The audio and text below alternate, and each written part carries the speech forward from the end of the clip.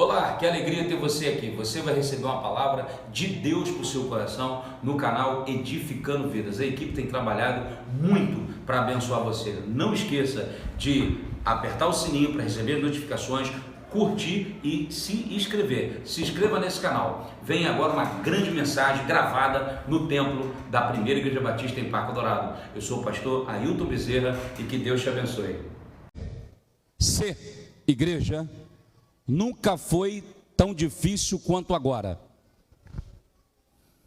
Igreja não é empresa, igreja não é negócio, igreja não é um grupo que se reúne para sofrer uma psicoterapia ou uma terapia emocional coletiva. Igreja não é apenas um local de reunião. Segundo o Novo Testamento, igreja, a palavra eclésia, é os tirados para fora. Ou seja, nós fomos tirados para fora do mundo, mas vivendo dentro dele. Paulo vai dizer em 1 Coríntios 12, 27, que a igreja é o corpo de Cristo e nós somos individualmente membros desse corpo. Então nós somos o corpo de Cristo e somos membros, todos ligados, interdependentes um do outro. Ou seja, nós estamos ligados. O livro de Atos, ele narra a história da igreja. Ele é um livro histórico.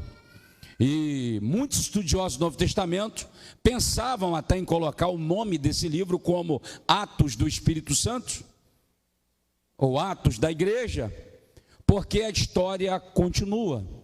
A história é contínua. Curiosamente, a igreja vai muito além de geografia, vai muito além de nome, vai muito além de circunstância, vai muito além de espaço. Quando aqui cheguei, eu encontrei uma igreja, independente do seu tamanho, porque a igreja não é pela grandeza do número de membros e nem é pela sua grandeza de estrutura. A igreja somos nós, o corpo de Cristo. Eu conheço igrejas lotadas de gente, vazia de Deus.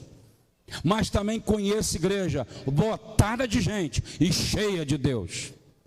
Então, a estrutura física, né? Prédio, estacionamento, ar-condicionado que está aqui, eu podia até que desligue aqui para mim, que eu estou ficando até meio rouco aqui, já me ajuda aqui. Então, resumindo, isso aí faz tudo bem para nós. E isso faz parte da vida da igreja, sim ou não? Essa conversa afiada que é para a igreja qualquer coisa, eu estou fora. Para a igreja de Cristo é o melhor.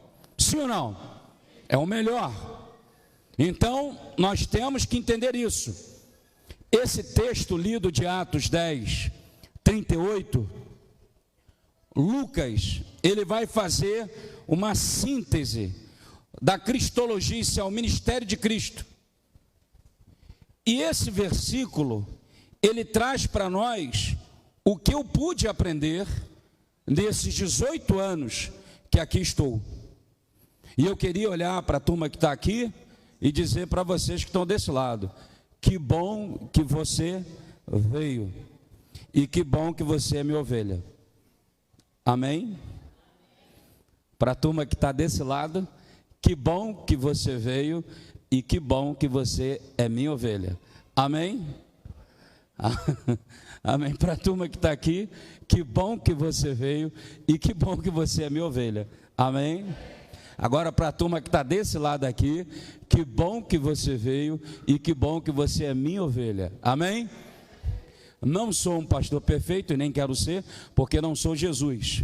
Mas algumas coisas eu tenho aprendido à luz desses 18 anos.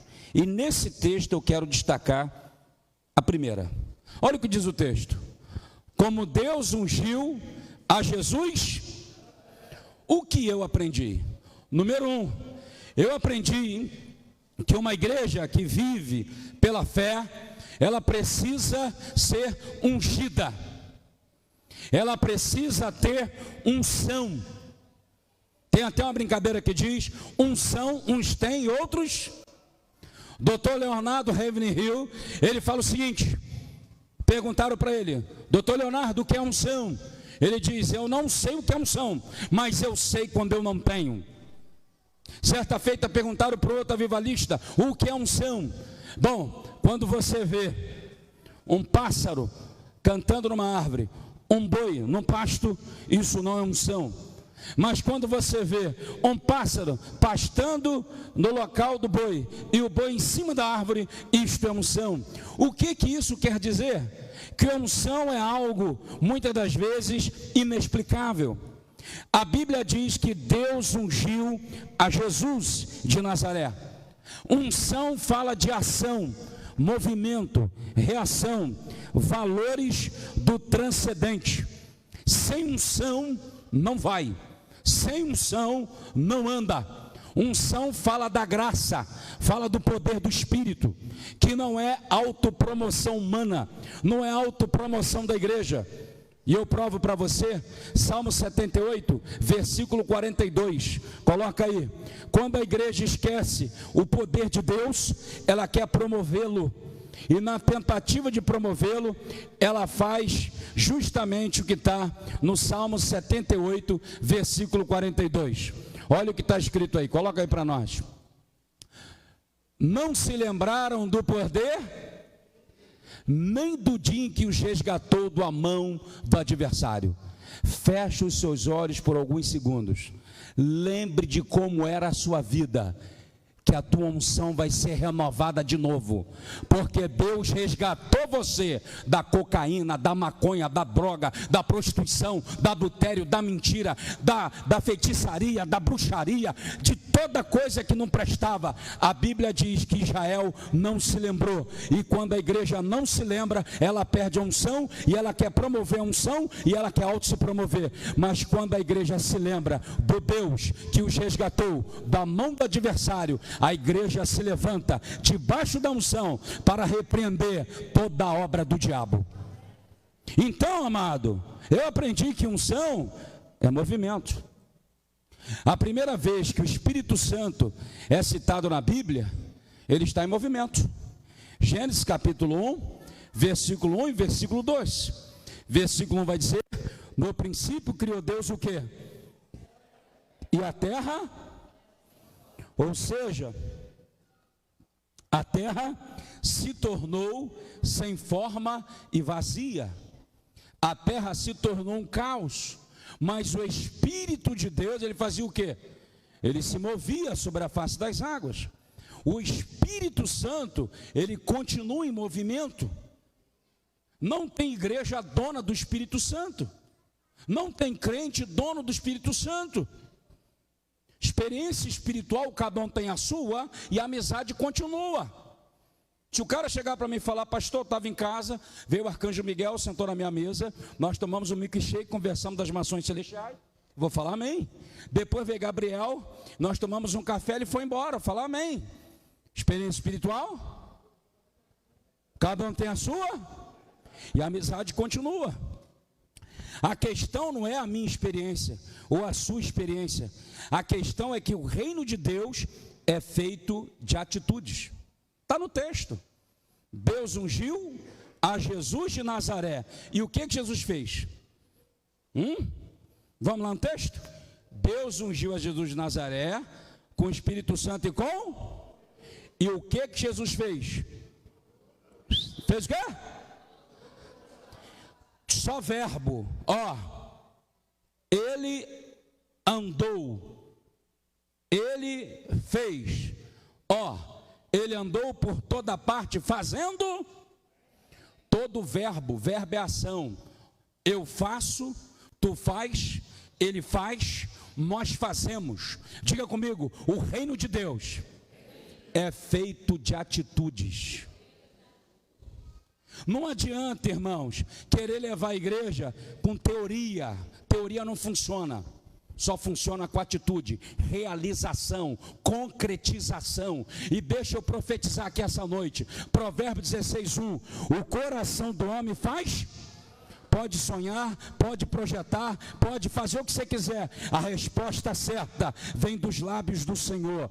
A Bíblia fala em Filipenses 2,13: Deus efetua em vós tanto querer quanto realizar.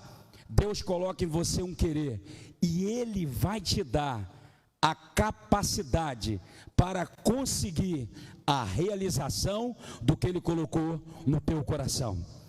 Então, amado, eu aprendi que a igreja, nesses 25 anos, para ela continuar, uma igreja que vive pela fé, ela precisa de unção.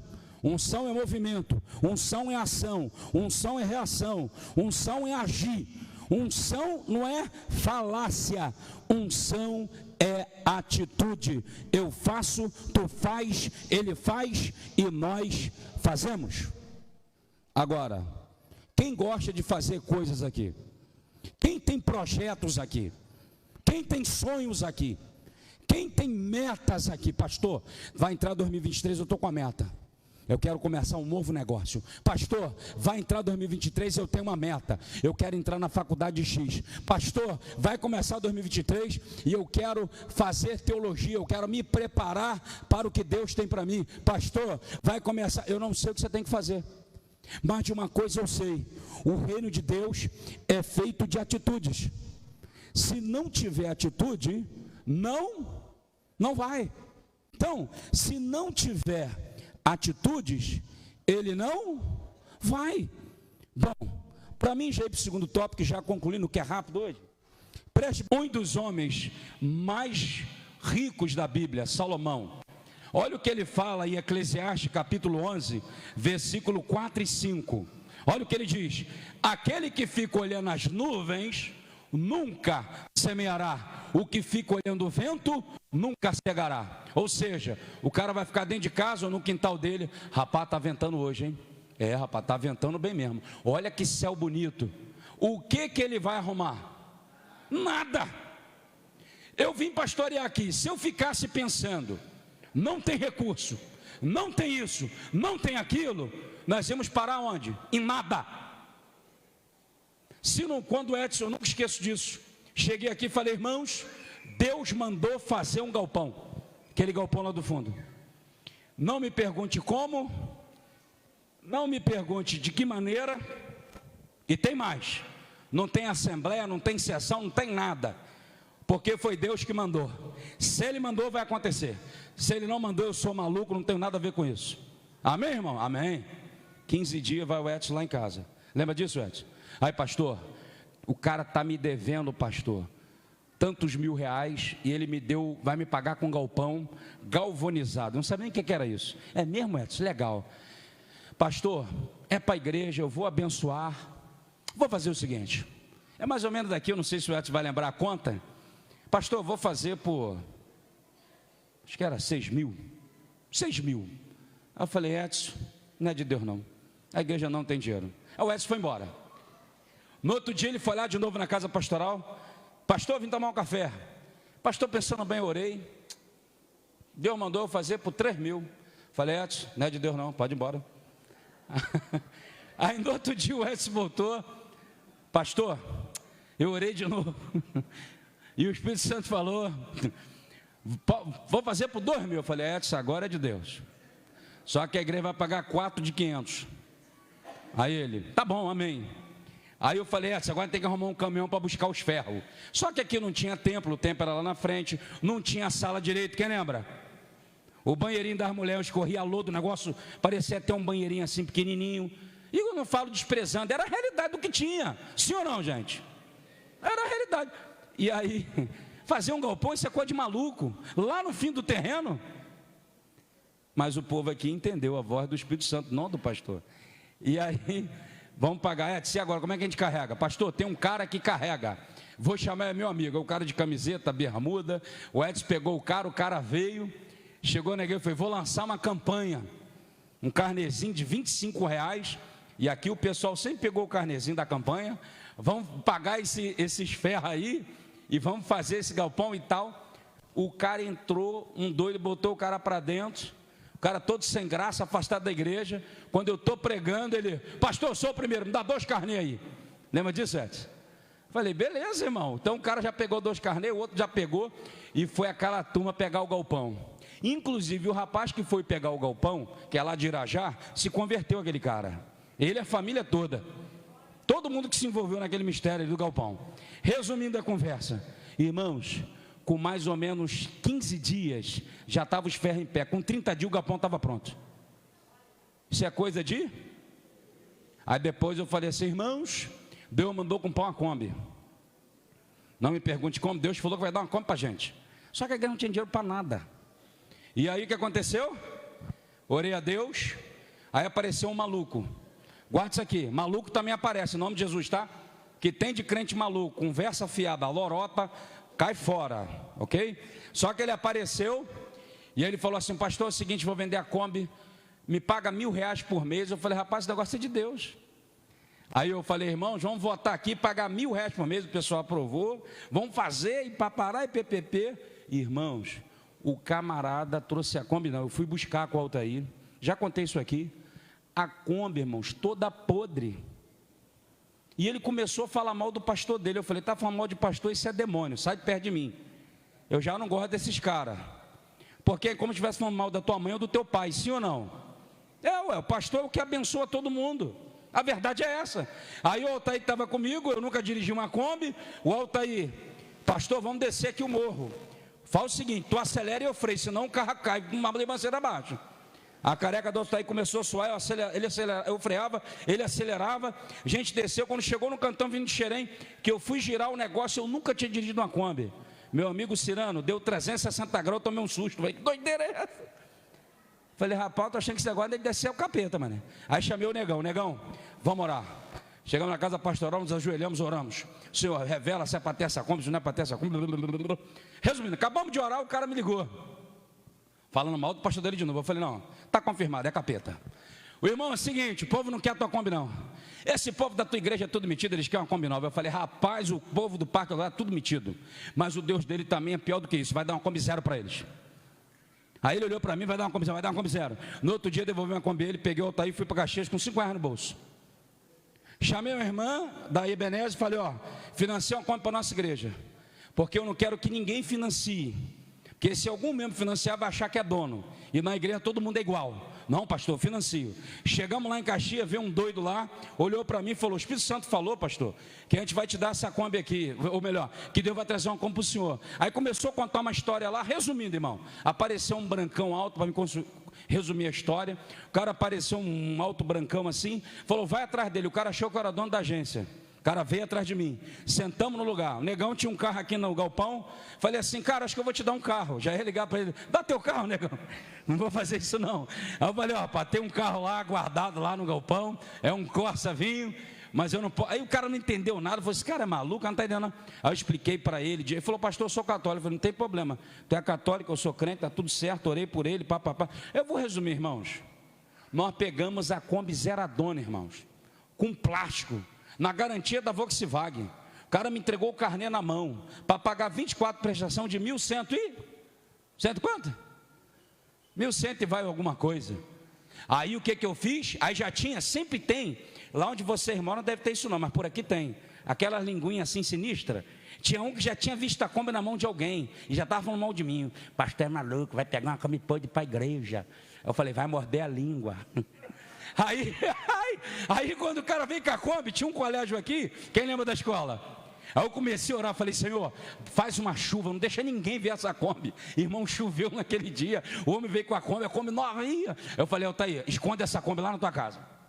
Envelope essa Kombi, bota o nome primeiro, igreja bati, Parque Dourado, para tudo. Irmãos, eu lembro que o Alexandre foi para o Haiti e trouxe um data show, que é esse bicho, não é esse aqui não, era um outro, né? Um negócio desse aqui, que naquela época era caro, a igreja pequenininha. Eu falei, vamos entrar com a igreja com a Kombi dentro da igreja, irmão.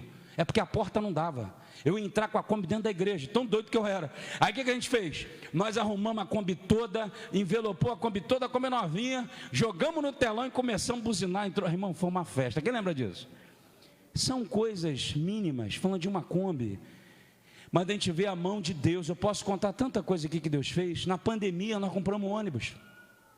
Agora o que é melhor disso? Não é uma questão de comprar, de fazer ou de acontecer.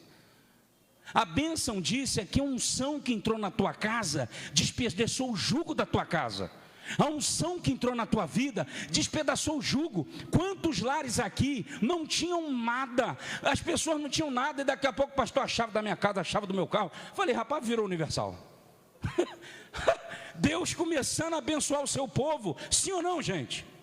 Porque eu entendo que unção não é só blá, blá, blá, blá, blá. Unção é realização, e tem que começar na tua casa, no nome de Jesus. Deus tem que operar lá, Deus tem que libertar lá, Deus tem que fazer lá, para chegar aqui, para a glória de Deus. Então unção é isso, unção é realização. Tem muito crente teórico, só vive de teoria, de filosofia. Nós temos que ser igual a Neemias. Estou fazendo uma grande e eu não posso parar. Segunda verdade, já vou terminar. Deus ungiu a Jesus de quê? Jesus de quê? De Nazaré, meu irmão. Segunda coisa que eu aprendi, lembro do Sóstenes, quando eu estava aqui, que hoje é deputado, já está no 3º mandato, conversando comigo. Aí ele falou assim, aí pastor Ailton, eu vou falar, tá até ao vivo, não tem problema. Falou, pastor Ailton, o senhor tinha que ter uma igreja em tal lugar. E nós debatemos, nós dois brigamos. Pastor discutindo. Aí ele falou assim, no final da conversa, Deus tem que ter um Heraldo para Itamonte, que é o pai dele, que é pastor antigo da Assembleia de Deus, e tem que ter um Ailton no Parque Alvorada. Porque, irmãos, preste bem atenção, Jesus veio de Nazaré. O que eu aprendi? Deus não se limita a tempo, circunstância, geografia e espaço. Deus ungiu a Jesus de Nazaré. Deus ungiu a você. Você foi ungido por Deus. Então onde você pisar, onde você colocar a mão, a porta está aberta e o milagre acontece. A grande verdade é essa. O contexto pode influenciar a igreja, mas ele não é determinante. Ele pode influenciar, mas ele não determina. Então preste bem atenção, irmãos. A Bíblia vai dizer em João 1,45, Filipe achou Natanael e disse-lhe, havemos achado aquele de quem Moisés escreveu na lei e os profetas, Jesus de Nazaré, filho de José. Disse-lhe Natanael, pode vir alguma coisa boa de Nazaré? Disse-lhe Filipe, vem. Pode sair alguma coisa boa de Parque Alvorada? Aqui já tem médico, já tem engenheiro, tem professores, tem TI, tem dono de empresa aqui, tem muita gente aqui que Deus já abençoou, tem negócio, tem até dono de mercado lá. Sabe por que Deus faz isso? Porque Ele quer abençoar a sua igreja. Então preste bem atenção, eu não acredito num Deus borocochô e numa igreja borocochó. Eu acredito num Deus que nos abençoa e nos faz prosperar emocionalmente, espiritualmente e socialmente. Eu não acredito num Deus que só abençoa, só espiritual. É só o espiritual. Aí tem um monte de cara que é espiritual, mas é doente. Ele é sociopata. Como eu falei aqui de manhã. O sociopata é uma criança. E aí eu gostei da fala do nosso querido doutor Guilherme Pamplona ali. Como é que é o negócio do Freud mesmo que eu esqueci? É o bebê Nossa Majestade, né? Por quê? Toda criança é narcisista. Toda. O narcisismo tem que ser tratado com naturalidade. Ou seja, está numa sala, papai, mamãe, vovô, todo mundo. A criança fica quieta. O que ela faz? Porque ela quer chamar a atenção, é natural. Só que quando isso não é tratado com naturalidade, você cria o Senhor Majestade. E ele se manifesta principalmente no mercado. É aquela mãe, aquele pai que vai no mercado com a criança e ela vê um biscoito. Meu amigo, se não der para ela, vai ver o Satanás. Porque ela vai gritar, chorar, espernear, pular, nhé, nhé, nhé, nhé, nhé, e o pai babaca está lá. Porque quem está mandando é a criança, sim ou não? E aí esse indivíduo cresce, aí ele é um sociopata. Ou seja, ele não sabe lidar com autoridade, ele não sabe lidar com quem está aqui, ó. Ele sempre tem que estar em cima. Não para igreja nenhuma, não para empresa nenhuma, não para em nenhum lugar. Sabe por quê? Porque o papai e a mamãe não os ensinou. Meus irmãos, a unção de Deus nos ajuda também a criar filhos em nome de Jesus. A unção de Deus entra no teu casamento essa noite em nome de Jesus. A unção de Deus entra no teu ministério essa noite em nome de Jesus. Então, na verdade, nós precisamos, irmãos, saber tratar isso. Senão você vai ter um ser que diz que é espiritual, mas ele é sociopata. Ele não consegue conviver com pessoas. Bota numa equipe e briga com todo mundo. Sim ou não? Quem está entendendo? O Senhor espiritual, cheio de poder, mas ele é doente emocionalmente.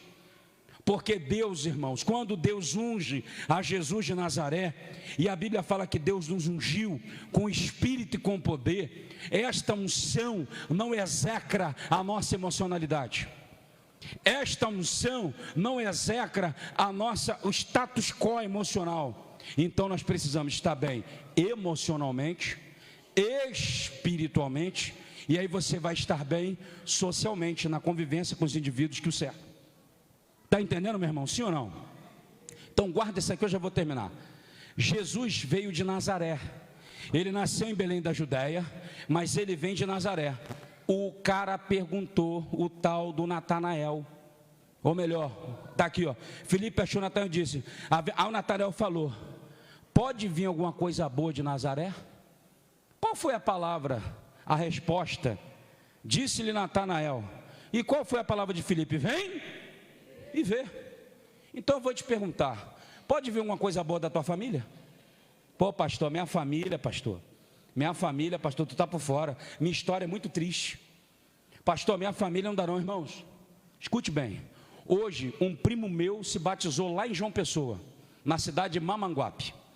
O pai dele morreu, meu tio, com 42 anos por causa de cachaça. 42 anos, um cara bonito. Eu estive lá pregando no Teatro Fênix, uma programação feita pela igreja.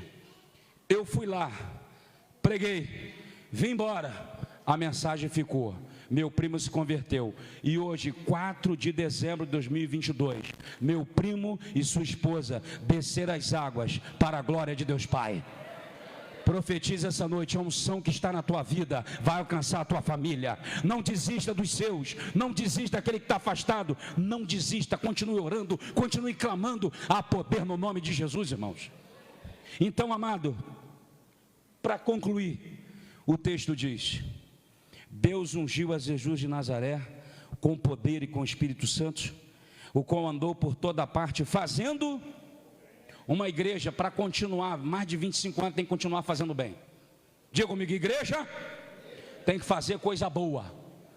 Irmão, igreja de gente chata, fofoqueira, linguaruda, meu irmão, eu tô fora. E você? Por isso que eu sou pastor aqui. Porque eu pastorei um povo abençoado. Não perfeito, mas abençoado. Porque a Bíblia diz que Jesus andou fazendo. Então diga para o teu vizinho, faça o bem, irmão.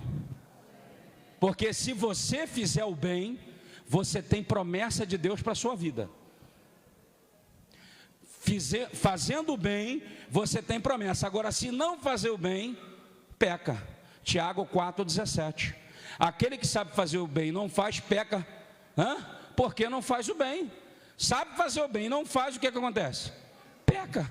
Está lá em Tiago, capítulo 4, bota 17 aí para mim. Olha só, vê se não é isso aí. O HD está funcionando. Aí, tá, o HD está funcionando. Portanto, aquele que sabe que deve fazer o bem não faz, nisto. Então, amado, faça o bem. Mateus 7,12. Fazei aos outros o que quereis que os outros vos façam. Assim a lei e os profetas. Quer abraço? Quem gosta de abraço? Quer beijo? Quer afago? Quer carinho? Quer visita? Quer oração? Faça tudo isso, tudo vai voltar para você. Amém, amado? Então uma igreja, para continuar, ela tem que estar debaixo da unção. Ela precisa saber que Deus não está limitado por tempo, circunstância e espaço. E ela precisa fazer o bem. Fazendo o bem, nós vamos continuar prosperando, como primeira igreja batista em Parque Dourado. Amém, amado? Eu termino com o versículo e com o santuário cantando, pode ser? Vem para cá, com o santuário cantando. O versículo diz assim: porque Deus era, bota aí na tela, finalzinho do texto, vamos lá? Porque Deus era, presta atenção, qual é a diferença? Cadê a Maria? Maria, cadê você? Vem cá, Maria, por favor.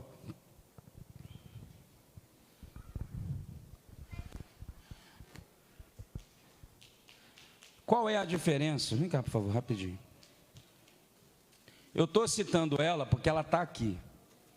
Mas qual é a diferença da Maria, que é professora de educação física, e ela escreveu todas essas peças, que chama...